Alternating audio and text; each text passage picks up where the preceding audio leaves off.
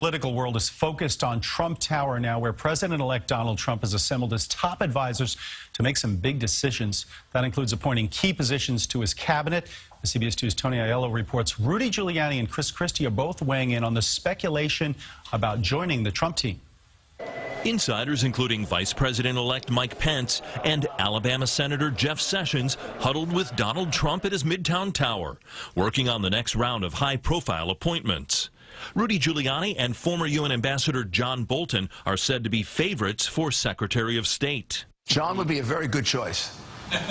Is there anybody better? Maybe me, I don't know.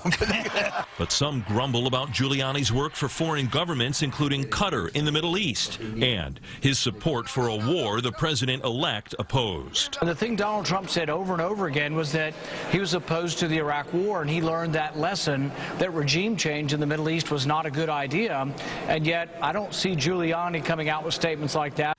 Chris Christie ran the transition effort until Trump won and the governor was demoted. Will he have a role in the new administration? I've spoken to the president-elect often in the last 6 days, and if there's a way that I can be helpful, that's meaningful, that Mary Pat and I will consider it. He knows after 14 years that no matter what he decides, we're going to be friends. Welcome to the dawn of a new, unified Republican government. In Washington, Republicans renominated Paul Ryan for another term as House Speaker. But in an ominous sign for Nancy Pelosi, Democrats are postponing their leadership election until after Thanksgiving.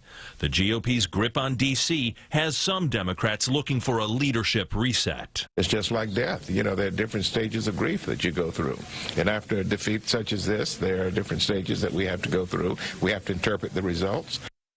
In past years, it's often 3 or 4 weeks post-election before some of the top cabinet appointments are announced. In 1968, Richard Nixon waited 5 weeks, then announced his entire cabinet all at once. This year, a rumored nominee for Health and Human Services has been Dr. Ben Carson. He said today he will not be joining Team Trump. Christine. All right, thank you. Lots of intrigue. Thanks, Tony.